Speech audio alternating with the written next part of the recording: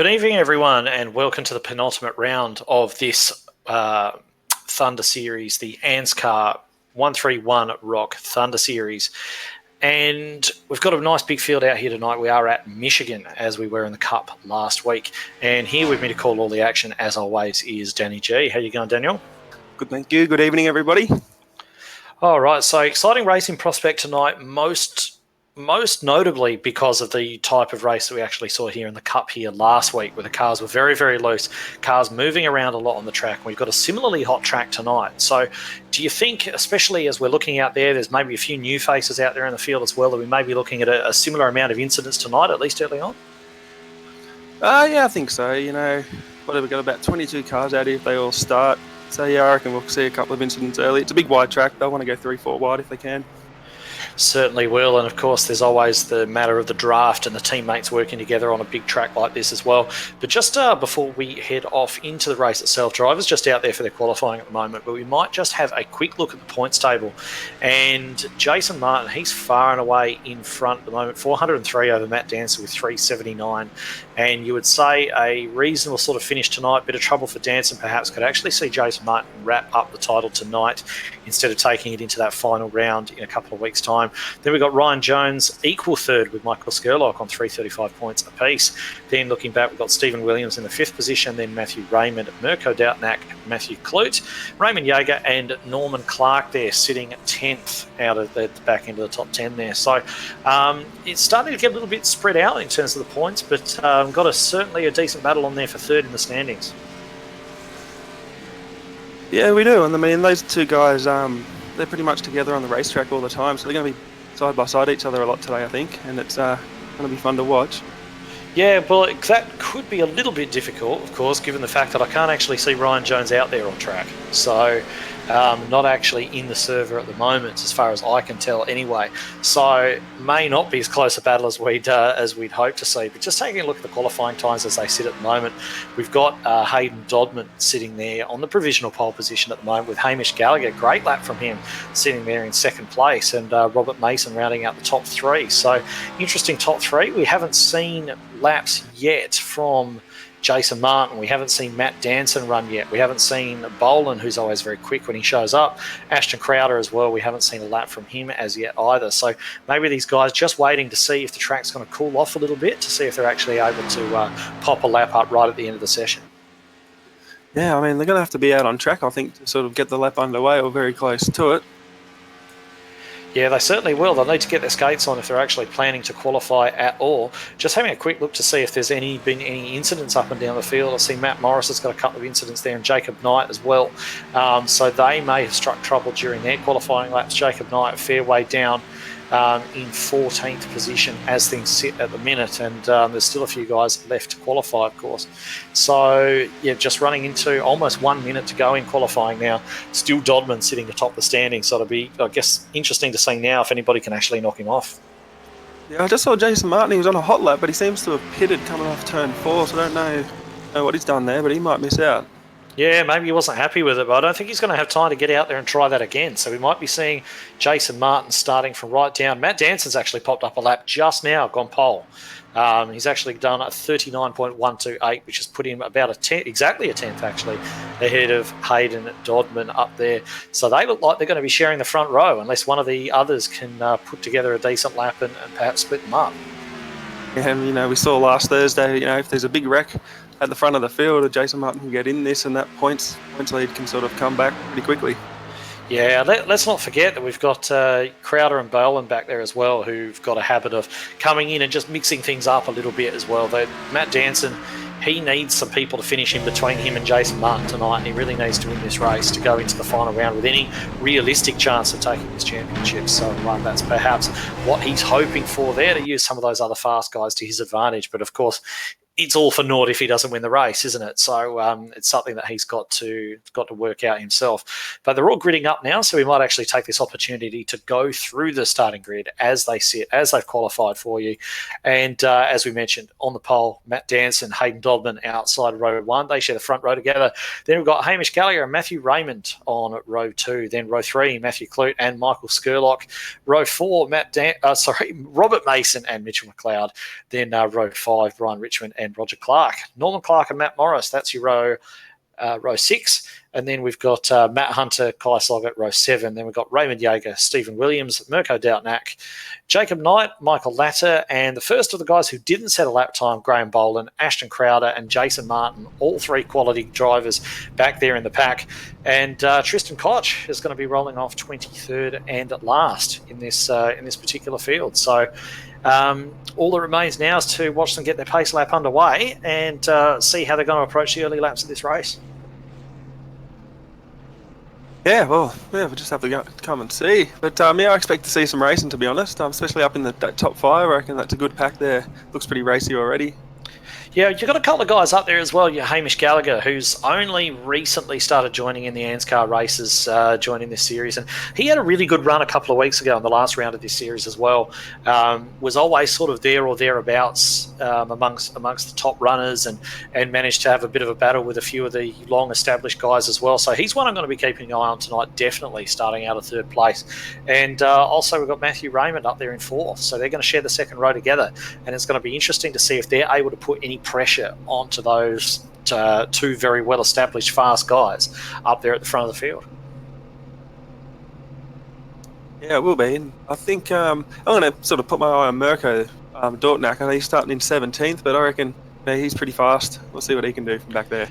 Yeah, he's starting a fair way back, isn't he? He's also got a teammate for company there, Stephen Williams, don't forget. So perhaps those two, with the way the draft is at this track, may be able to work together to some degree and use each other to sort of get the speed advantage and push past some of the cars that are there, perhaps running without as much support as those guys have got. I'm sure they'll be talking about it and trying to actually make that work. And we've got Raymond Yeager there in 15th as well, and he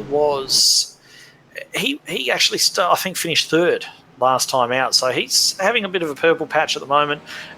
Made his first cup start last week actually at this very track, so he'll have a bit of practice there as well. I think he finished 13th actually last week in the cup race, so solid sort of midfield finish. And I'd just be very interested to see what he's able to accomplish from down there too. Yeah, it will be. We've just got the cars rolling out on track now. So yeah, rolling around on track. Green. No, it shouldn't be. They've only got the 1 pace lap here, of course. They're just forming up 2 by 2 by 2 down behind the pace car at the minute, getting everything ready, getting everything set up the way they want it for the start of this race, potentially even selecting some options for the first pit stop, how they expect that to go. And that's a bit of an unknown tonight as well, what we're going to see in terms of pit strategy. Of course, Matt Danson, always a little bit more of a fan of rolling the dice and staying out and trying to make that side of things work for him, where we've got a few guys behind who are probably more inclined to pit and take those fresh tyres and see what they can do from there. So we could even see some split strategies tonight if we get a long green flag run. Yeah, we could. Just about to go now. The pace car will drop off soon, off turn 4. We'll be going. And there it goes, just moves down to the bottom before peeling off into the pits. Now Matt Danson will decide when he wants this race to start. And there he goes. He's made a bit of a jump. And Hamish Gallagher's actually made a pretty good jump as well. Looks to be trying to get down the inside of Hayden Dodman, but I think Hayden's got to hold that position. He has indeed.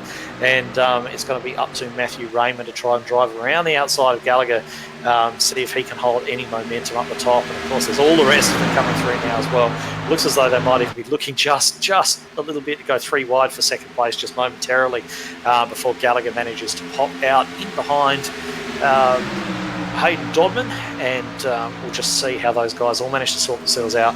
We've also got Mitchell McLeod back there as well, who's teammates to Hayden Dodman, and he's in a similarly painted car, and you'll be able to see him trying to work his way through that field as well to get up there and give his teammate a bit of a hand. Yeah, I think he just lost a little bit of speed there. I mean, that outside line didn't sort of get going off turn 2. It's back underneath here, Matty Clewett. See what he can do getting to turn 1. They were pretty bunched up there.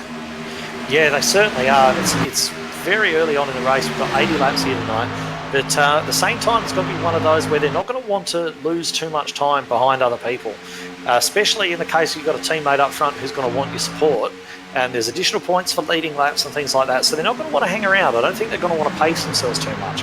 So I think that you'll be looking to see that McLeod will be looking to make some moves early. And as we look even further back there in the pack at the moment, they looked as though they were 3 wide for a moment. And I think I can see Crowder just pulling out to try and make a move on Jason Martin, actually. Going 3 wide down the front stretch together. Stephen Williams there on the outside. And how's this all going to sort out? They look as though they're all fairly reliable hands, these guys. I don't think they're going to have any trouble running 3 wide. But of course, they've got a few cars checking up there in front of them as well, which is going to complicate matters a little bit. And I think Jason's just decided he thinks a bit better of that and just wants to get out there and live to fight another day. Yeah, that was actually very good to look at. I mean, those guys just stuck to their lines and made that work 3 wide, no problems at all. Yeah. Unfortunately, it looks like Roger Clark may have dropped out.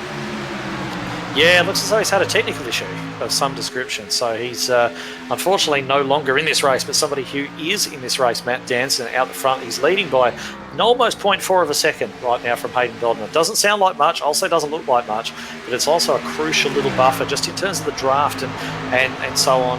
Dodman won't be getting as much advantage from back there as he would be if he was right on the rear bumper of Danson in terms of draft pace and everything else. So that's a gap that he's going to be looking to narrow, but of course it's very early days.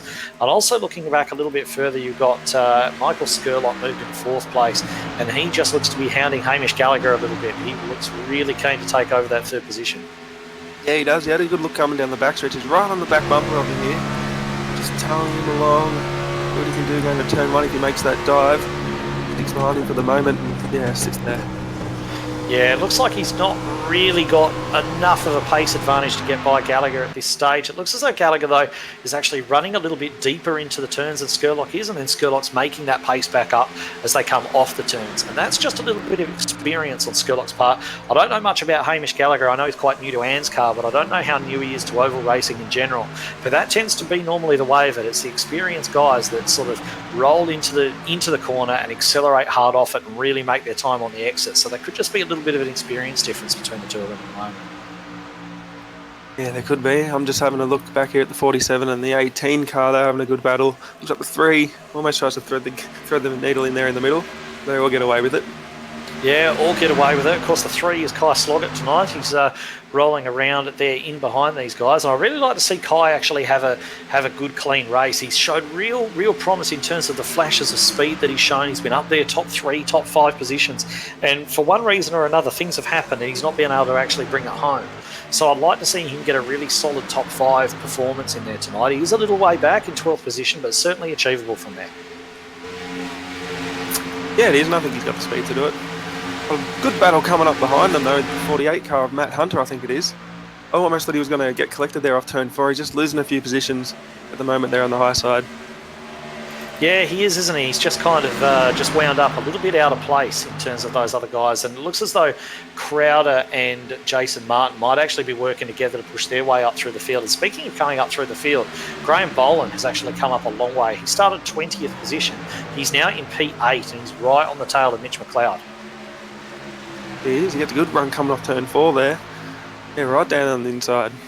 It looks like he's on another formula. He's just completely come down the inside of those two guys and left them absolutely standing. So fantastic job there from Graham Boland. He's now up there in P6 and looks to be closing in there on the leaders. And just while we were looking further back, Hamish Gallagher's actually lost that position to Michael Skurlock. Skurlock moving into the 3rd place and really looking as though he's looking to take the fight at least to Hayden Dodman. And we've got Matthew Clute, who's right up behind Gallagher, looking to give him the same treatment, actually. So Gallagher just probably struggling for a little bit of pace there at the moment relative to those guys around him. And perhaps it's something that he can kind of just recover from and just resettle back into his position and just consolidate and be able to run to those top 5. Yeah, just while you were saying that, Edward, coming off turn 2, Graham Boland, who was moving up through the field pretty quick, he's hit the wall quite hard coming off turn 2. Oh, right. So that's going to throw another spanner in his works. He had such a pace advantage over those guys around him. But you're quite right. He has fallen in behind Mitch McLeod again, behind Raymond as well. And it'll be good to see how he's actually able to deal with his damage. We've seen some guys, particularly if you think back to the Cup races, Josh Mickelmore, he's managed to have some really good pace with damage. So we'll see if Boland's able to pull the same trick and actually get that damaged car back up. Maybe even just a case of holding on to the leaders until such time as he's able to pit and get some repairs done to it. Yeah, we'll see what happens. I mean, they're strung out for the most part. Well, not really for the most part. They're all bunched together, but they're all single file at the moment. Everything looks pretty clean. We'll see how far they can go. All these things start to loosen up sooner or later. Yeah, well, they certainly will. I mean, as we say, it's a very hot track, so they're probably being quite cautious. And one of the things about the hot track is that when you've got the less grip, the line becomes even more important. You've got to be able to use all the track. You've got to be able to swing from the outside down to the ideal line through the turns, as you can see all the cars doing there, and you really need all that track to work with. It's much, much more difficult to run side by side in a low grip situation versus a high grip. And as these tyres burn off, they're going to burn off at different rates. It could be that the rears go away first. It could be that good old outside front goes away first. But whatever happens, it's going to change the handling of these cars, and they're going to get more and more difficult to drive as the sim goes on. So I'm not surprised to see that these guys aren't really looking to run side by side so much at the moment. Yeah, they're taking it pretty cautiously. It's been a good clean start. They're 11 laps in now. Yeah, 11 laps in, 1/8 of the race gone. Of course, it's an 80-lap race here tonight. And just taking a look at that track temperature as it sits at the moment, it's 46 degrees, which is quite warm. It's actually dropped a couple of degrees since qualifying as well. So that will be helping them to some degree. But, yeah, definitely still very, very difficult to keep your tyres alive in that type of scenario. And unsurprisingly, we're seeing one of the best guys in the business at keeping his tyres alive right out the front, Matt Danson. Yeah, Danson's very good at keeping his tyres great. It's almost, yeah, I don't know how he does it, but he's awesome at doing it. Just let a look at Graham Bolam. He seems to have recovered a little bit. He's just working under Matty Raymond there, sorry. Yeah, he definitely is. It looks like he's going to try and get that position done. And just while you're talking about that, I'm keeping an eye on the battle for 4th place. We've got Skurlock. 3rd place, actually. We've got Skurlock, Gallagher and Clute right there. It looks as though Skurlock's maybe burned up a bit of his tyre life trying to get past Gallagher in the first instance, and now he's suffering for it a little bit because he does appear as though he may be holding up those 2 cars behind him. Yeah, he does. Matty Clute there dives on the inside. Might get them both at the end of this. He slots in behind Skurlock. He takes over 4th. Yeah, Clute does look to be the fastest of those 3, doesn't he, at this particular point in the race. You can see Gallagher looking to come back down inside Clute at the moment as well. Whether or not he's going to be able to get that move done really does depend on what the track's like, but down in that turn. And Clute having to stay up nice and high, actually a little bit out of the groove, Clute, on that particular turn. Looks like he's lost that position, but immediately goes back on the attack again to try to have a bit more of a look at Gallagher. But will he be able to get it done down here, or is he going to maybe try and just hedge his bets for the moment and cool those tyres off and maybe have another run at him in a minute?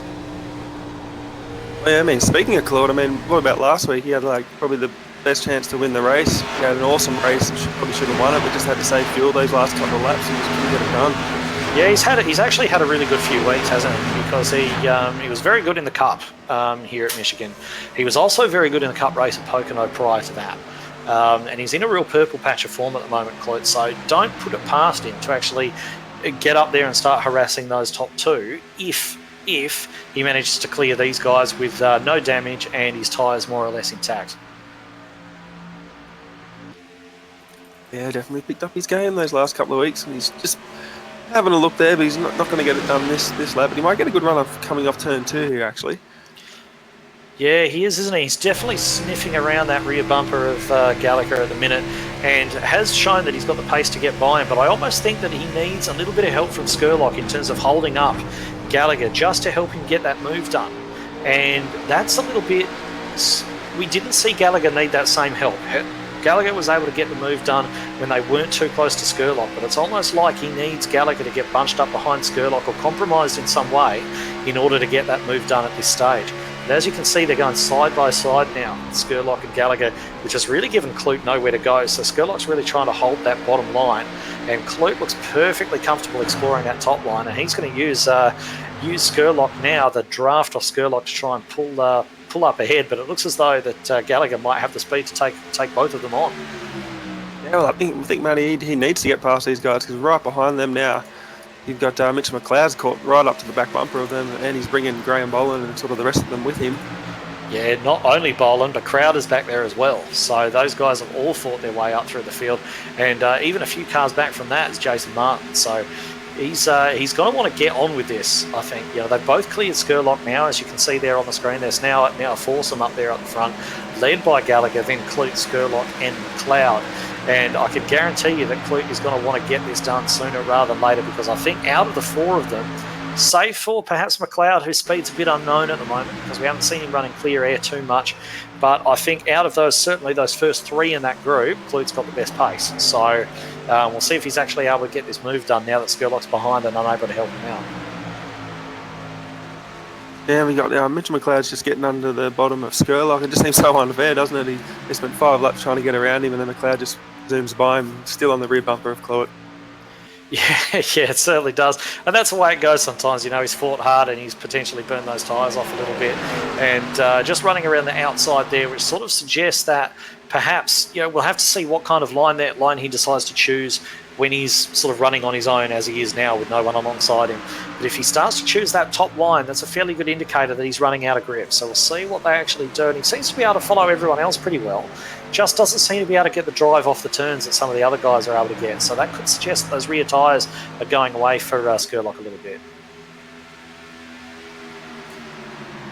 Yeah, I'm just having a look through the field to see if there's any battles, but not too much sort of going on. No, certainly not. It's everyone's sort of fairly well line astern, being very well behaved, and certainly more well behaved than I thought that they were going to be at the start of the race. I can actually see somebody having a look at, I believe, Matt Hunter. It looks like Stephen Williams just getting down the inside of Matt Hunter there. That was actually Mirko Doutnak. He's bringing his teammate Stephen Williams with him.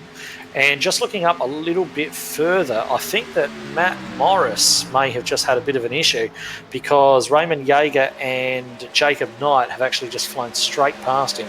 So it could have been a little bit of a nick to the wall there for Morris. I didn't quite catch it though, unfortunately. Yeah, another drive that nicked the wall was Mitchell McLeod actually coming off turn 2. Matty Clewett has got that job done though on Gallagher. All right, so this is going to be interesting now.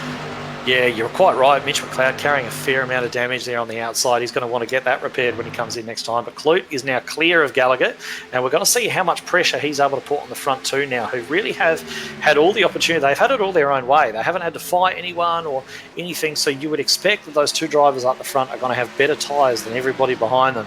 But let's see if Clute's able to lead the rest of this pack, almost tow the rest of this pack up to the back of Dodman and make a real fight over second place.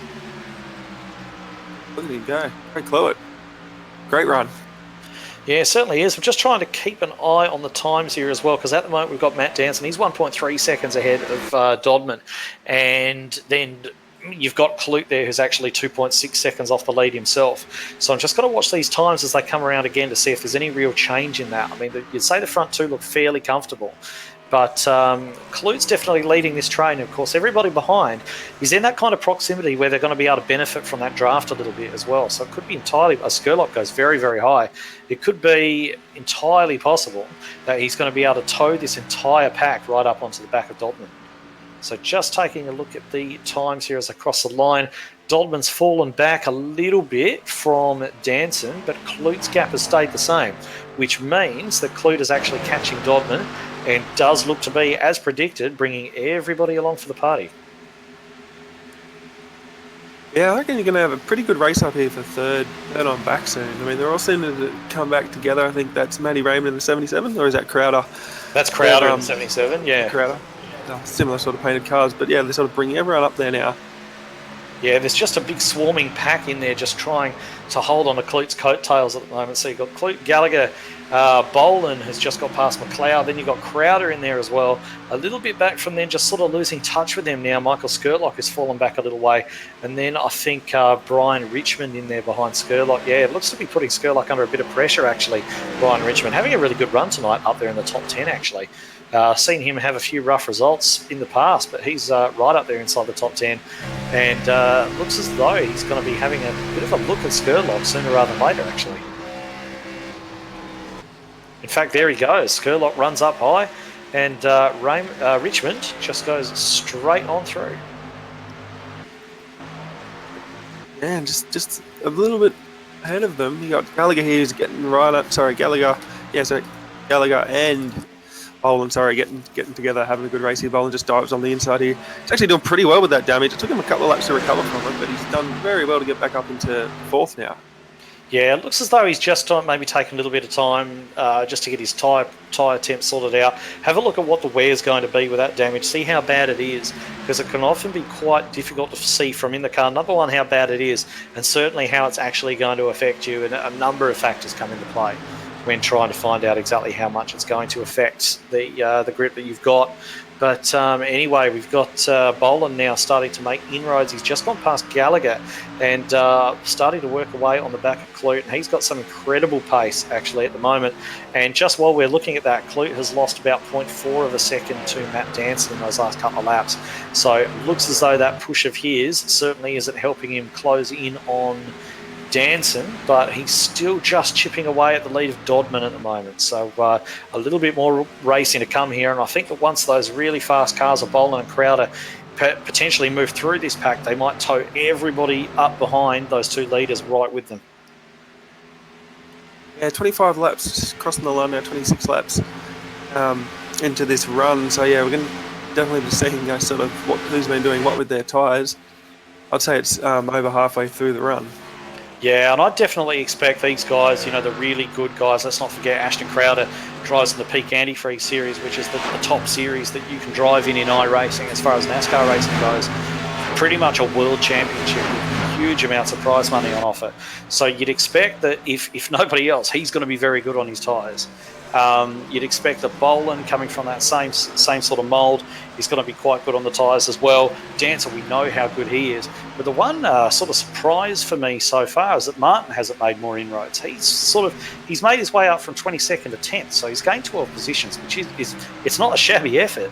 But with these other guys who've made the move right up there inside the top 10, and Martin just sitting on the fringes at the moment. So I'm a little bit surprised he hasn't gone along a little bit quicker. But just having a look at him, he's running to the inside of Kai Sloggett at the moment. And let's not forget in the last round at Pocono how long we saw Kai Sloggett actually hold off Jason Martin in that particular race as well. So it looks as though that fight from Pocono has been well and truly rejoined here. Yeah, I mean, Jason's work, it looked like he was working with Ashton there in the initial sort of laps, but he's fallen 3 seconds off him, like you said, back down in 10th. Yeah, and he's not really sort of making the inroads you expect him to make, but you never know. Right at the end of the race, history tells us he's probably going to be up there. But I'm just having a look now at the battle up there for third position, and it definitely is a battle because we've got Clute running ahead of Crowder and Boland, and Crowder's actually just moved past Boland. It looks as though those two boys are actually working together at the moment. Boland is right on the rear bumper of Crowder and nudging him along there. So it could be that they're going to team up to try and get past Clute and get after Dodman. But of course, Gallagher's just sitting there watching all this go down, just sort of hanging on to the back of them, quite happy with whatever happens so long as he's able to gain some positions. And the track must be a little bit tricky at the moment because I've noticed it's all nice and sunny through sort of turns 1 and 2, but it's been cloudy through 3 and 4 the last few laps. So they've probably got a little bit of grip at the rear end of the racetrack, but not so much here down in turn 1 and 2. Well, if you think back to the Cup race we saw here last week, it was turn 3 and 4 that were presenting everyone a real problem. 1 and 2 wasn't so bad. So maybe they'd be more than happy if the shade's going to be anywhere. Of course, cooler track means more grip, so if the shade's going to be anywhere for it to be in 3 and 4, they're probably going to be quite pleased with that, all things considered. Yeah, just as we said, that looks like the sun's poked its head back through. Yeah, absolutely. Sort of on the front stretch now. Yeah, the dynamic weather system in iRacing is certainly something very much appreciated and has added a whole new dimension to certainly ANZCAR competition and competition across the board. But we've got Crowder now having a look down the inside of Clute. Clute's running a high defensive line there and is going to be looking to really try and get the run off the turn if he can, but he hasn't been able to hold that position. Crowder's got through on Clute, and Boland still sat up there behind Hamish Gallagher, who's doing a great job to actually, I think he's actually repassed him, Gallagher, because he was behind Boland. So great job from him. Great to see the Americans and the Australians getting well and truly stuck into it. And we'll see how this battle turns out. Of course, they're not going to want to battle too hard because there's Dodman just up the road, and they're going to want to try and get stuck in and actually try and take that second place away. They're not going to be wanting to be battle over third all night. Certainly not. Crowder did rub the wall coming off turn 4. Doesn't look to have done too much damage at all, though. Did see the sparks. Okay, so it looks as though a little bit of a nick on the wall for Crowder, but nothing too unfortunate for him. So he should still have fairly well unabated pace, one would think. And Boland just going down the inside of Gallagher, or looking down the inside of Gallagher at the moment. And looks to be potentially about to get that move done, although Gallagher doing his absolute best to hold on around the outside, and he may just be able to hold that. Oh, it looks like there's a bit of contact between him, actually. I think Boland's maybe just moved up into Gallagher just briefly. But that's certainly put paid to that battle for the moment anyway. And just checking in with Michael Skurlock as well. Of course, he's running right up there in third place earlier on, and he's circulating now down in 12th position. He's just actually been overtaken by Norman Clark, and looks as though he's taking Robert Mason. It's going to pass him as well. So I think of all the people in the field that really badly need a caution, Michael Skurlock is probably top of that list. Yeah, he's fallen back a fair ways there. Yeah, I think he must have just been using up his tyres maybe a little bit early in that run. Yeah, he's had a brush of the wall too. He's definitely got a bit of a crinkle on that right side front fender, so that's not going to be helping him, but it's certainly not the sole reason for his lack of speed at the moment. He's got other things going on, and I'm imagining they're probably very much tyre related. But back out the front, Matt Danson's actually just extending that lead over Dodman at the moment, 2.3 seconds to the good. And he's doing exactly what he needs, especially with Jason Martin having a bit of a quiet night. He's doing exactly what he needs to get that pressure back up there in the championship. He's already got the point for pole position. He's already got the point for leading a lap. And he's probably, by the way things are looking, going to gain another point for leading the most laps. And of course, if he goes on to win the race, that's pretty much a perfect score for him. With Jason Martin having a bit of an off night, so far anyway, we don't know what's going to happen later on in the race, but so far it looks as though perhaps there's going to be a much better fight going into this final round than we first thought. Yeah, I think so. I'm just surprised that the race has gone green. It's sort of in that stage where sort of thinking about your green flag pit stop too, but I'm sure these drivers are also concerned with, there hasn't been a caution yet, everyone's driving really well. The cars don't look loose to me. I mean, they all look to be driving quite well, so you might not get that caution, so just try and push it to 40 laps at least to get to halfway if they can do it. Still. Yeah, that's the thing that's really surprised me so far, is looking down this field and looking at all the cars going around for the number of laps they've been going, and we haven't really seen one car look as though it's getting loose. Even Skurlock, who really appears to be struggling on the tyres, he's not, the cars aren't getting loose. So we can only assume that as the run's going on, they're probably getting tighter. We do have Cluett, and Boland on pit road though, just as we speak. Okay, so they've blinked first. It became a battle of who was going to blink first. It looks as though Cluett has gone for the undercut. Boland having the same opinion of what's going to be the best thing to do here. But we've seen in a number of ANZCAR races so far that have gone green for most of the distance, the undercut is so powerful. And when you have a look at the kind of lap times these guys are doing, I mean, Hayden Dodman at the moment, for example, is doing 31s. Qualifying pace was 39, so that's a good couple of seconds worth of extra time that you can gain by being on fresh tyres. And I think Cluett's come to the lane, Boland's come to the lane. Boland's actually jumped Cluett in the pits, as a matter of fact. But it really does appear as though those guys are going to come out, try and make the most of the fresh tyres, and hope to God a caution doesn't come out now, because if it does, they're going to go from hero to zero potentially. Yeah, I think we'll just have to see what the top drivers up there do. Like Danson, if they pit soon, that means they couldn't make it to lap 40, I'd say. Yeah, I mean, it's Danson's going to be a good and bad barometer for this. Number one, he tends to be somebody who always tries to extend the stint as much as possible, tries to make it on fuel. It's almost like a personal challenge sometimes to actually get it to the point where he's going to be able to see how long he can make that fuel last, see how long he can go. And if he can make it to lap 40, then that means you can almost, if we go caution-free, you can almost bet your bottom dollar that is going to be the only pit stop that Matt Danson makes in the race. He'll be perfectly happy to run another 40 laps. But it's all going to come down to the fuel. He looks happy on the tyres. He is losing a lot of time to the car behind, but that is Boland on the new tyres. So it looks as though the gap to Dodman's fairly well stable. He's just eking that out a little bit. So it's going to be a good barometer. Matt Danson will be a good barometer to watch in terms of what the fuel load is capable of doing. But in terms of what the tyres are doing, I think the result that he's getting at the moment may not necessarily be indicative of what the rest of the field are going to do. No, I'm just going by the lap times there. I mean, Boland was 1.8 seconds quicker that lap than Danson. So Danson had about 4 to 5 seconds on them, so he's got a couple of laps or a few laps buffer anyway. Yeah, let's see what happens, because I mean those guys who pitted early, Cluett and Boland and so on, could be looking to go to the end from there even so. So I'm not quite sure what the fuel is. We're going to get our answer, I suppose, when Danson comes to the pits, but they wouldn't have come to the lane. It wouldn't have made any sense for those guys to come to the lane before such time as they were able to make the end. So I imagine that those guys can make the end, but of course, Danson's going to be the one on the better tyres at the end, isn't he? Because he's still out there now in his originals. He's just going to have to take this pain right now and try and lose as little as he possibly can. Yeah, that's true. And just on pit road now, actually, Jason Martin's pulled the Chevy on pit road. Okay, so Jason Martin in the pits looks to be a Ford to me, actually, that he's driving. Oh. But anyway, so he's had his pit stop and he is back out on the track. Well, not back on the track yet, but back out in the pit lane and rolling down. So we'll see what kind of pace he's got after he comes out of the pits as he goes a lap down to the leaders. But of course, most of those guys are yet to pit themselves.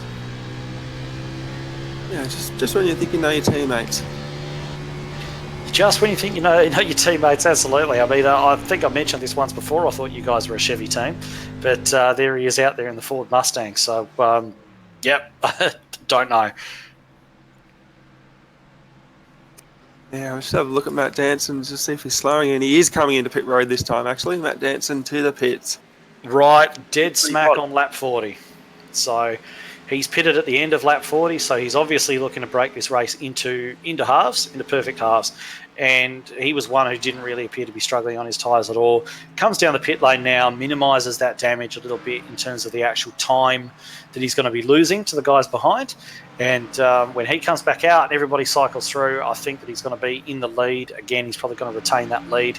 And we've got Hayden Dodman just pulling in there behind him as well, taking service. Yeah, so he's brought a few cars with him. We'll see. I'm probably interested just to see, like, if he does get out ahead of Boland. I mean, he was like sort of the first car to sort of Well, pit. Boland's just gone by, actually. Boland's just gone by. So he's going to have to get this back, I think, unless they were unlapping themselves just there, which I don't think they were. I think that was the position. We're going to have to wait until they cross the line to see all the positions actually update. But I think the Dancer's actually lost the lead, is going to have to go and get that back.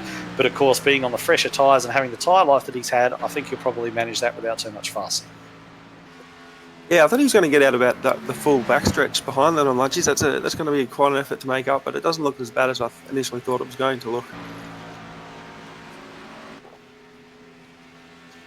Only about quarter or a third of the front stretch away. So yeah, I think he'll get there. Yeah, it's not too bad, is it? So he's crossed the line in 7th position. Most of those guys in front still yet to pit. Hunter, Williams, McLeod and Jaeger. None of those guys have come to the lane just yet. And just having a look at Jaeger, who's leading this one at the moment, and he is staying out for another lap. So he looks as though he's either praying for a caution or he's just trying to get some laps lead points, because at the moment he's going to be losing so much time to those guys who are on the fresh tyres that it's actually going to cost him in the end if the caution doesn't come out. So that's probably what he's actually banking on. I can't really imagine that staying out right now makes any more sense in any other scenario. So I can only assume that that's what he's thinking. Yeah, they've actually lasted a lot longer than I thought on fuel. I thought it would be sort of like 38 maybe to 40, but yeah, they keep pushing it at the moment. Yeah, they keep going. They're going round again as well. So Jaeger, Williams, Boland has been in the lane, hasn't he? So he's basically your leader at the moment as far as once all the pit stops settle out. He'll be the one who's in the lead. He's got Clute holding in there behind him, doing a great job. But Danson's really not too far away, so he's going to be looking to close that down. I'll have a look what the gap is at the moment and see if Danson is closing that gap. He is indeed, not hugely, but he is just chipping into it just a little bit. So I'd expect to see Danson up on the tail of these guys in a few laps' time. Yeah, I think so. But yeah, still just a great job by Matty Cloward. I mean, he's still up there behind Graham Boland. They've pitted together and they haven't sort of left each other either. No, absolutely not. And Clute did sort of lose. I believe he actually pitted ahead of Boland and came out behind him. So he's going to be fairly keen to actually get that position back, I think. But yeah, who knows? Who knows whether he's going to be able to do that? Looks to be a battle. It's probably going to run until the end of the race, and hopefully it does, and hopefully we get a great finish between the two of them. But all the while, Danson's just closing in out the just in the background there. But Raymond Jaeger still leads. Stephen Williams still second. And it looks as though these guys are just... No, Jaeger actually coming down pit road now. So this could be as far as he was able to stretch that fuel, 45 laps. All right, so just coming down pit lane now. We'll see what he does when he comes into the pits. See if he gets in there clean. He looks to... Yes. Oh, no, I just had to back up a little bit, so he has cost himself a bit of time there as well, Raymond Yeager. And it looks as though Stephen Williams has actually come down with him and has much more cautious entry into his box for Steve Williams. He didn't want to make that mistake. So anyway, Yeager is away, and he's got to cost himself a fair bit of time with that strategy of staying out, I imagine. We're just going to have to see exactly where he re-emerges. I believe I've actually just seen Jacob Knight go past him, but I'm not sure that that was necessarily for position. So we're going to have to see what happens when Yeager actually crosses the line to see what position he's actually got now. But Boland is very much in the lead, and Matt Danson looks as though, in fact, no, has Clute just taken over the lead? Let's just see with the timing updates. He has. He has, yeah, he definitely has. So Clute's taken the lead over from Boland. Danson is right up with them now as well. So that's going to be a bit of a fight with Danson on those fresh tyres. Looks as though Boland not really interested in holding him up too much, and Danson looks like he's just driving straight down the inside of Clute and has done so. Yeah, I just went back to the replay to see how that happened, and Boland had a few tenths of a second lead, but he actually collected the wall again coming off turn 2, and that's how Clute got by. Right, okay, so Clute's going to be defending that position with his life now. I think he probably realises he hasn't got anything for Danson with those older tyres, but I think he may think that he's got something for Boland there, especially with the damage on that car. Clute's car's still looking pretty clean, so I imagine he may start defending here for the remainder of this race. He's got a long way to do it for, but if he gets aggressive, gets his fenders out a little bit, I think maybe he can hold on to that second place. Yeah, well, it looks like a good race at the moment. You got Boland, he wants that position back, and he's fighting pretty hard for it. Yeah, he's just looking down the inside, isn't he? But I can't sort of help but think he might be better served just staying in the draft until he's actually in a position to get the move done. I mean, he never had the pace advantage to get it done down that front stretch, and yet he was sort of poking his nose out a little bit. So maybe he's got temperature issues or something like that. But certainly, in the grand scheme of things, you'd almost think it better to stay tucked in behind Clute and make one move and make it stick. Yeah, I mean, he's carrying quite a fair bit of damage too on the right side. There's a fair bit of crinkle there. He's done very well with it. Yeah, it looks as though Clute's just extending on him a little bit as well, though. So whether that continues all the way through the run remains to be seen.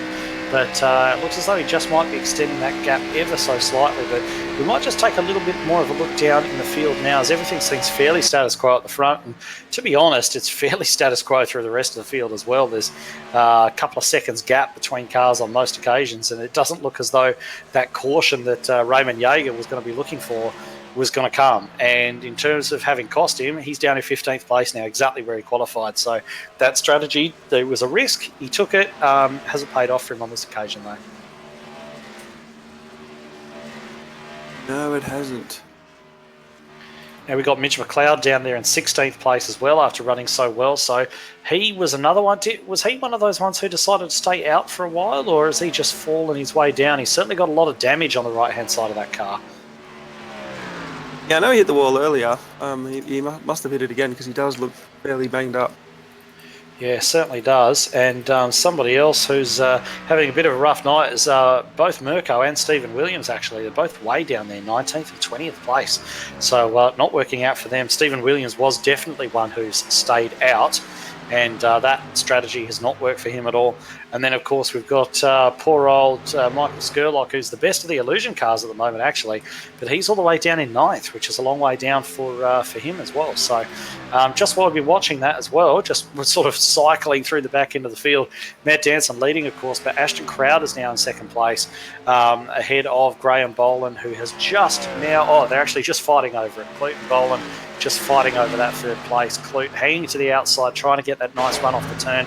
Didn't work for him earlier. Is it going to work for him now? I think he's just kissed the wall himself as well. So they're going to run side by side down that back stretch. He does look to have a bit of a straight line pace advantage over Boland, and he's got to fight for it. They're both going to fight for it together, but you kind of get the feeling that perhaps the high line isn't exactly where Clute would rather be at the moment. No, if he did get the wall in, he scraped the paint. He's holding pretty tough there on the outside. He's going to get a good run coming down the front stretch, and they are side by side crossing the line. Yeah, and Boland's really running down as low as he possibly can to try and straighten that stretch off and take the shortest line around. But they neither one of them's giving an inch at the moment. It's not going to be doing their tyres any good, but so long as Clute can hold him off, he will. But it looks as though Boland's actually got that move down, and Clute has dropped down to fourth temporarily. Although, yeah, it looks as though Boland chucking a bit of a block along the back straight as well. And I can tell you from experience how much Clute doesn't enjoy blocking, so I don't think that's going to impress him too much. But anyway, Clute's still making a bit of a fight of it there on the outside, and trying to maybe just close that gap a little bit up. And I think he's going to have to start following in Boland's wheel tracks now to try and actually get that position back. Yeah, he's got about 25 laps to get it done. So yeah, I think he's just got to sort of sit there and be patient, basically, and take his opportunity. Yeah, he does. I mean, he's under no pressure from behind, is he? I mean, Dodman's back there at the moment. I haven't really been double checking to see how much pace he's got owning that car at the minute, but he's no immediate threat at the very least. He's still a couple of seconds away. So perhaps Dodman will catch, perhaps he won't. And of course, we've got Jason Martin back there as well. But Clute's just going to have to settle in, as you say, cool the tyres off, take stock for a moment, and plan his next attack if he can.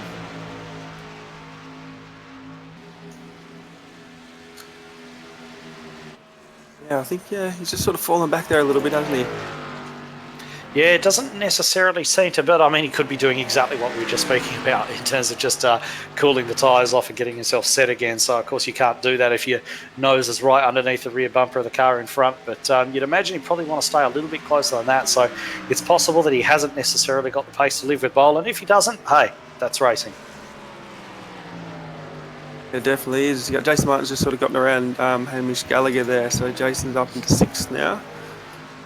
Yeah, so he's got that move done. So Jason's slowly but surely sort of clawing his way up the field, isn't he? He's didn't make a lot of impression early on, certainly not the impression that we expected him to make when compared with the pace and aggression of, say, Crowder and Boland, those other guys who were moving their way through. But he's slowly and steady pulled his way back up there. He's going to have Dodman in his sights now.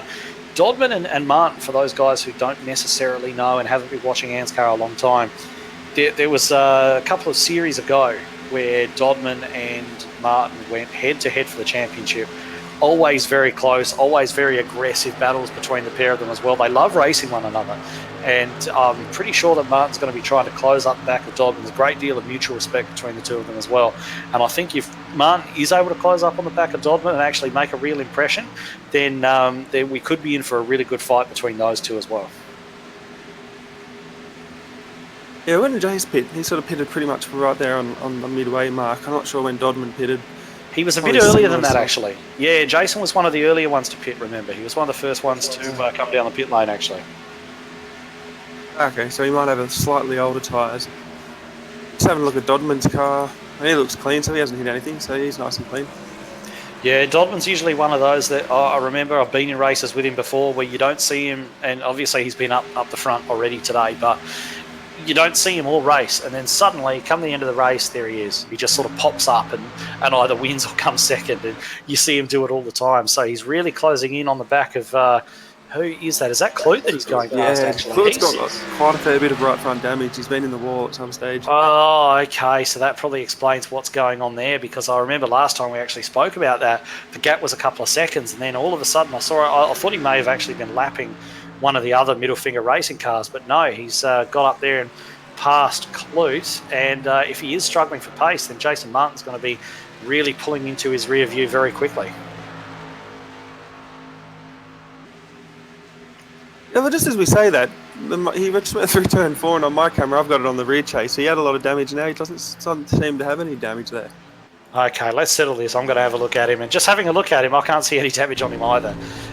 So it could just be one of those little iRacing things that it does every now and again, where it kind of detects him neck coding into the wall and then realises he hasn't, and sort of fixes that up. And that's just one of the wonders of online racing, one of the things that it does to confuse us. So, but in any case, his car looks nice and clean, thankfully. I'm not sure why he's lacking pace the way he is at the moment. Dodman has pulled out from him a fair way, and it looks as though Martin is making inroads on him. But just having seen that as well, I can see Mitchell McLeod and Matt Morris have actually disappeared from the race. Yeah, they have. I saw them sort of log out together. Not too sure what happened there. Looks like there may have been no, I think McLeod's just come down the pits, gone into the pits and decided to call it a night. I'm not really sure what's happened to Matt Morris. I'm just taking a quick look at him. He was going to the outside of Stephen Williams. I'm not sure if he's had some sort of issue or if he's just come down the pit lane and decided to take that car behind the wall. So there could have been something technical there. I'm not sure. But in any event, we've lost McLeod and we've lost Morris just in very short order. And the one making gains at the moment is Ashton Crowder in second. He's sort of pulling out a couple of tenths every lap. He's 1.9 seconds now behind Matt Danson. I know these two guys know each other well, and Danson needs the point, so I can't see him overtaking him, but definitely catching. Yeah, well, it'll be interesting to see what Crowder does, won't it? Because I know that when Braden Buller shows up, of course, he's another good friend of Matt Danson. I think they may even be on the same team these days. I think they run together in NIS, potentially. And I know that they always sort of work together and so on. I'm not sure if Crowder is interested in working with Danson quite so well as Bullis does. I'm not sure exactly how tight their particular friendship is. But in any event, we're probably going to find out because, as you mentioned, Crowder is taking around about a tenth of a second out of Matt Danson's lead every single lap now. And they're coming up to lap Matt Hunter as well. So that's going to give Matt Danson something else to do, something else to think about with that lap traffic. So potentially a battle coming up for the lead in a few laps' time. Yeah, there will be. We'll just have a look here. It was 1.8. Now it is 1.8. Well, he picked up about half a tenth. Yeah, it wasn't much in that one, was it? So could be that Danson's getting a little bit of draft off the car in front, maybe. Or it could just be that lap was particularly good or particularly not so good for Crowder or whatever. But the overall trend is that gap is closing. Of course, we've got under 20 laps to go now as well. So, let's see if he's actually able to get that done. Looking back a little bit further, I can actually see Hayden Dodman going side by side with, I think it's Tristan Koch. Tristan Koch is on new rubber, I think. He's 5 laps down and fighting his way back through on new tyres. So that's not actually a position changing hands there. Okay, fair enough. And Clute seems to have sorted himself out. However, Jason Martin is getting a bit closer to the back of him as well. It's just come down to under a second, that gap. So Jason just kind of whittling that gap down. Whether he's got enough tyres to pass him, I'm not sure. But certainly with the way that Clute's pace has just dropped off in the last few laps, we'll have to see how that actually turns out. And of course, we've got Gallagher, who was right up the front earlier on and has just kind of faded away a little bit and is now sort of working his way back into play at the right end of the race. So we'll see what he's able to accomplish. He's P7 at the moment. He's a light year ahead of Kai Sloggett in P8 and everyone else. So something for those guys to work away on. But just looking back a little way, and Michael Skurlock is in a fairly decent battle here with Raymond Yeager, Brian Richmond and Norman Clark. Yeah, it's not a bad little battle back here. We've got 4 drivers. Michael Skurlock. Yeah, it looks like Skurlock has lost that position as well. Like he seems to be taking that high line, and when anybody gets sort of next to him, he takes that extreme high line. I'm not quite sure why he's doing that, whether it's he's just looking to let these guys through because he's struggling on the tyres. You've got to remember, it was about this point in the last stint where he really started to struggle on those tyres. So if that's happening again, he probably doesn't want to get run over by anyone, so he's probably just trying to stay out the way. But it looks as though he's doing his best to actually at least provide a challenge there to Yeager, but Yeager looks as though he's got him quite comfortably there. Yeah, it's actually not a bad recovery drive. I don't know when Skurlock sort of left, but I think he was back down there 13th, 14th or something before everyone started to hit. So I think he's starting to drop back now with the tyre wear or what's gone wrong. He's got a fair bit of right front damage, but he's sort of picked up a fair few positions there too. But still, there's still 24 laps to go. Yeah, there is. And I mean, he's just kind of sitting in there behind Yeager as well. Not really. He's just recently lost that position. Doesn't seem to be making many inroads. But Norman Clark looks as though he's making a run on Brian Richmond. And it looks almost like Richmond was looking at turning down and then has decided better of it. Spotter's probably made that call. But Norman's a bit low. He's kind of got right down there by that yellow line. And, of course, anybody who's driven this track knows that just if you look at the seams down the track, you can see the seams in the track, and just on the very lowest one of those lanes, inverted commas, I suppose, the track actually does flatten out a little bit, and that's why Norman wasn't able to get that move done. He just went too low and got on the stuff with the less banking. He does it again there, and that's actually really hurting his speed, I think.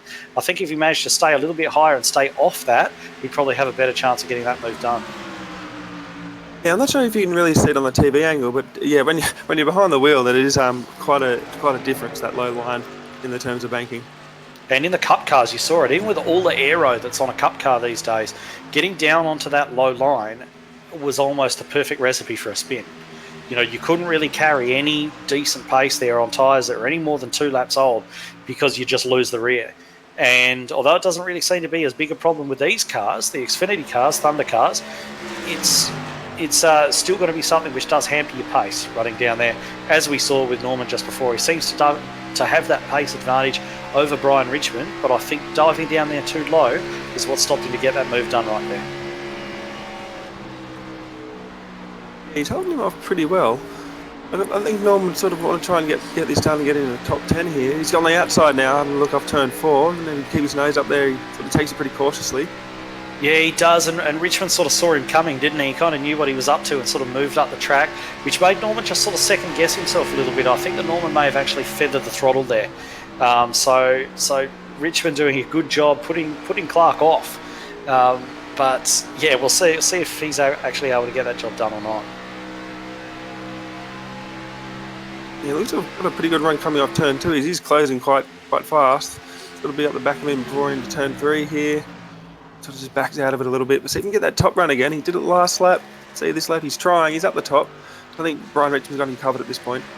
Yeah, seems to, doesn't he? He just seems to be able to position that car in a place that Norman isn't able to grab that ideal line. I think at the moment both these guys are finding there's one ideal line out there, and if you're not on it, it's really difficult to make that move. But here we go. Norman's got alongside. He can choose his line now. Richmond tries to come down and just push Norman offline. Isn't able to do that, and it looks as though Norman now, by staying off that bottom lane, you notice he did stay up a little bit higher that time and was managed to get that move done. But Richmond has got a good run coming off of turn 2. It looks to be trying to return serve on Norman Clark at the moment. And Norman giving him plenty of space, probably being a bit too nice to him there, actually, I think. But we'll probably look to take the momentum coming off of turn 4 and really try and extend along this front stretch, of course. And there he goes. So he's actually managed to clear him there. So I think that, barring any misfortune, that move's done. Yeah, we'll just see what happens coming off turn 2. It looks like Brian Richmond's closing in again coming off turn 2. Yeah, I think he's got it done. Or he at least looks to the inside. I don't think he'll get there, though. No, he's not making enough inroads there. They both came off the turn a bit low, and both would have been compromised on the exit there. So it's just even Stevens there as they come down the back straight. And just while you're watching all that go on, the gap from Danson to Crowder is now back out to 2.8 seconds. So with less than 10 laps to go, I think that barring some sort of major challenge from Crowder, I think that Danson may have this one well in hand, as he has it. We got a good battle here. We got Graham Boland in 3rd and Hayden Dodman in 4th. See what happens here. Has this race got green, white checker? It certainly does. As far as I'm aware, this race should definitely have green, white checker enabled. So if there is a wreck right at the end, they will extend the race to give it a chance to finish under green, essentially. So we might have more than 80 laps on the clock here tonight. We'll see what happens. But having a look, we've got, as you mentioned, Boland defending furiously from Hayden Dodman, who has got right up there trying to take that 3rd place away. And Jason Martin just in the background. He might be a bit far away to do anything about these two up here. And, of course, just as a little extra spanner in the works, we've got Tristan Koch, as we mentioned, on those fresh tyres, trying to gain as many laps back as he can. And that's something that neither Boland nor Dodman are going to want anything to do with, you can guarantee. I don't know, mate. They're trying to battle it out themselves. But yeah, Koch is coming. He must be on some pretty fresh rubber. Yeah, he's on very fresh rubber. Obviously not as fresh as it was a few laps ago, but yeah, he's got some very fresh tyres compared to the others. We see Dodman looking down the inside, Boland there, and they're gonna bang panels. Not quite. They're very respectful there between the two of them. It looks as though Boland's just held that top line. Of course, that top line you can carry more speed off the turn. He's done that, and it's going to Dodman's going to have to actually try that one again. And he's looking to get a pretty good run at the moment. Just coming off turn 4, he's going to stick right there in the draft and see what he can do coming into turn 1. That's where he made his move last time down the bottom. Boland doesn't really block it, and Dodman low. See what he can do into turn 1. Yeah, I think Boland's quite happy to let Dodman have the bottom lane. I think Boland is happy up there that he's going to be able to carry the momentum around to keep that spot. And, they made a little bit of contact there. And I think what was happening there is that Boland was trying to force Dodman down off the ideal line because he really had a good line there. And Dodman did not want to have it taken away from him. It looks as though he's got that move done. Slices across the nose of the 22 just to claim that position. And now it's going to be up to Boland to see if he can do anything about it. But I think that Dodman really had the pace advantage there. Yeah, we'll just have to see what Kosh is going to do too. I think he's definitely down a lap. I don't know if he wants to race them or just let them go. Well, he's down 5 laps, so he's not going to gain anything by getting around them. So it'll probably be a lot smarter for him to just sit in there behind.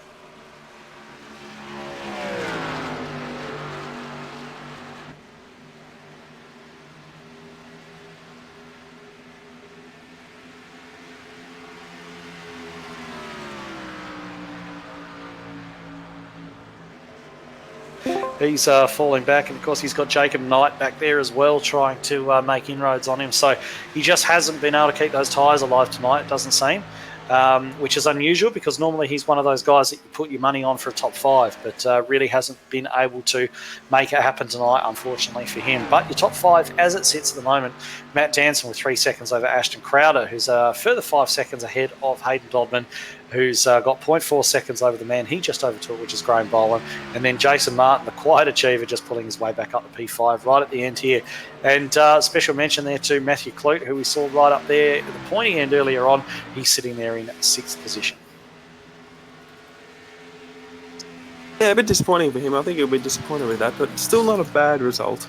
Not a bad result, especially considering the drivers that are ahead of him are all really very high class drivers. I think he probably fancied his chances of getting in amongst them and perhaps finishing a little bit higher than that, but P6 is a very solid finish, certainly. And Jason Martin's actually just taken Graham Boland. Where did that come from? Boland's actually, what's happened to Boland? He's on pit road. Well, he was one of the first cars to hit it. He's come down the pits. Maybe he wasn't able to make the end on fuel. Yeah, he's coming back out. I'm not too sure. I'm just going to have a look to see if he... I know he spun it. Yeah, he spun it coming in the pits. And he's missed his pit box by an absolute mile and is now sat on pit road. So he's going to have to take a tow as well, I think, to get back to his pit box properly. And we are on the final lap now anyway. We've got Matt Danson has just started his final lap and is now 4.3 seconds ahead of Crowder. So dominant performance for him tonight. It's going to be an absolute perfect score. It's going to be pole. It's going to be a lap lead. It's going to be the most laps led, and it's going to be the race victory, which is exactly what he needed to deliver tonight. He would have hoped that Jason Martin finished a little bit lower than 4th, but of course Jason hasn't led a lap tonight either, and been an absolutely fantastic drive from him. Matt Danson takes the victory at Michigan emphatically. Quite a long way ahead of 2nd place and a long way ahead of his championship rival. Yeah, he did put a bit of a gap on there in the end. Yeah, well done to Matt Danson. And now Ashton Crowder in 2nd. Hey, Dodman did a great run there at the end there to finish in 3rd. Jason Martin 4th. And Matty Court ends up finishing up in 5th. That's right. Ends up taking that top 5 position with the loss of Boland. Everybody's got to move up one spot. So Hamish Gallagher there in P6 as well. So great run from him. Raymond Yeager didn't we see him earlier on with that the pit stop and everything, the late pit stop, dropped him all the way down to 15th position. He's made his way back up to 7th, so great run from him. Kai Sloggett, Norman Clark, the teammates, great runs from them, nice and solid. P8, P9, and Brian Richmond rounding out the top 10. Great work. Yeah, well, I'm pretty impressed with the guys that race. I expected a lot more cautions. But yeah, it just didn't happen. Was that ANZCAR's, other than the All-Star race, was that the first caution-free event? I think it was. I think we had a few caution-free races earlier on in the season. I think we had a couple of caution-free cup races as well. So yeah, it's been fairly clean from just about everyone throughout the season. We haven't had too many. I think we had Martinsville. That was quite a messy race as far as cautions go. But on the whole, they've been very, very clean and respectful to one another. So yeah, excellent work for everyone there tonight to run this race completely caution-free. Yeah, good work, boys. And only 3 retirements in the end too. Roger Clark with that technical issue right near the beginning, and Matt Morris and Mitchell McLeod for reasons unknown. Actually, not sure why we lost those guys, but in any event, we've got 20 finishes out of 23 that started the race, so that's obviously a great result. So we're just seeing a few guys filter in for interviews at the moment. I'll probably wait to see when Matt Danson finishes his winners burnouts and grab him in first. Looks as though he's just coming onto pit lane right now, and we'll try and grab your winner for you when he jumps out of that number 30 machine. We'll grab him up here and have a little bit of a chat. Looks like he's just bringing that to a stop right now, and we'll probably see him pop up any minute. What we might do actually is we might grab Ashton Crowder in here, and if it's all right with you, Daniel, I will let you handle that interview with our second place getter. No problem. That Ashton, Denny G up in the commentary booth, mate. How are you doing tonight? doing right good, having a good time. Awesome, man. You had a pretty good race tonight. You started down there in 21st all the way up to 2nd. How did your race go?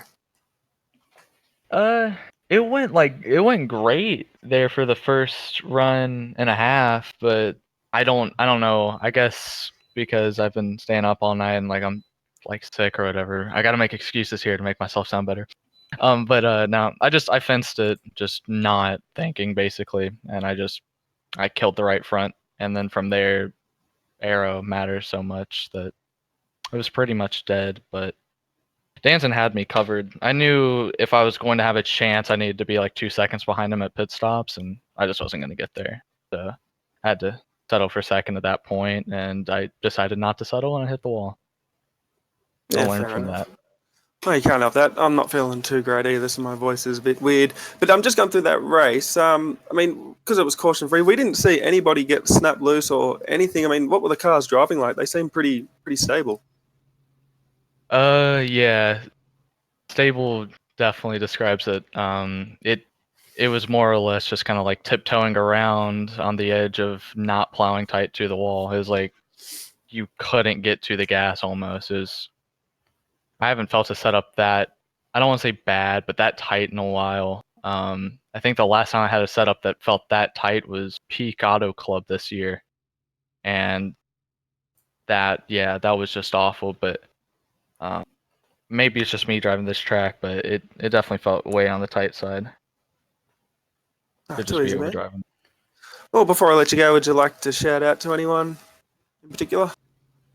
Yeah, big shouts to my man Matt Danson. He's just perfect, man. Like literally, any race he goes into, he's winning by at least 10 seconds. Like you know that. You just go into it expecting to finish second. So big props to him.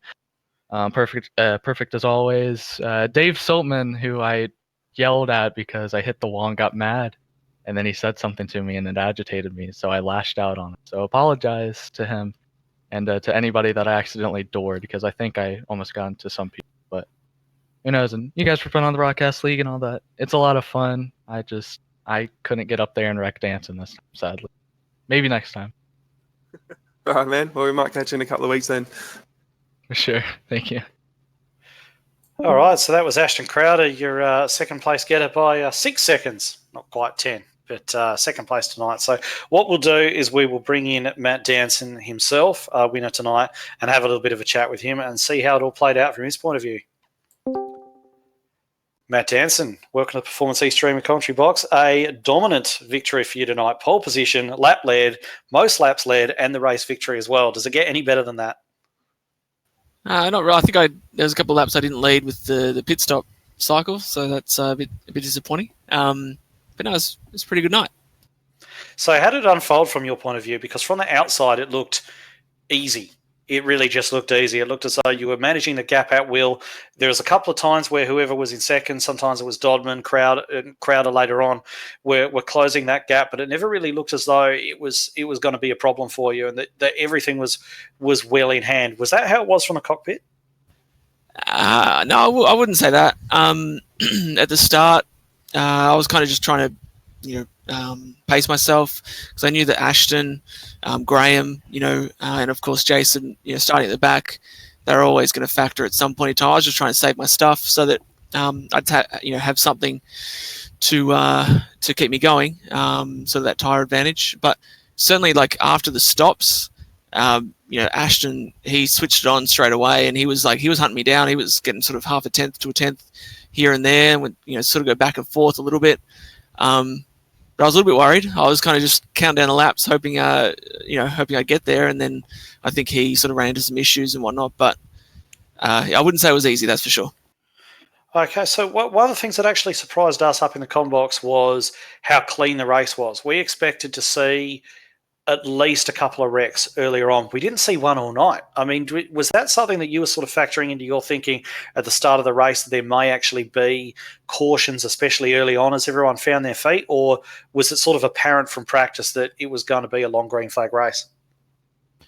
I think the league itself, like ANZCAR as a whole, whether it's the truck races before that season finished, the cup races and these ones, the common theme is like consistent green flag running. Like you'd be hard pressed to find official races, where you've got licenses and all that sort of thing to worry about, yet still you're inundated with cautions. ANZCAR, I think, is to your credit, has actually done a pretty good job of maintaining, and all the drivers' credit as well, maintaining good, fair green flag racing.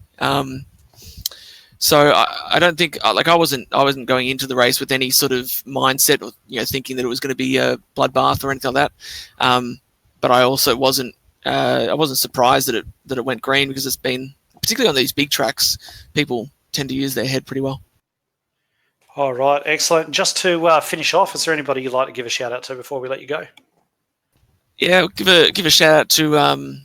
Actually, I've got a few things. So first of all, shout out to the FIA race stewards for the brilliant decision in the Canadian Grand Prix to penalise Vettel.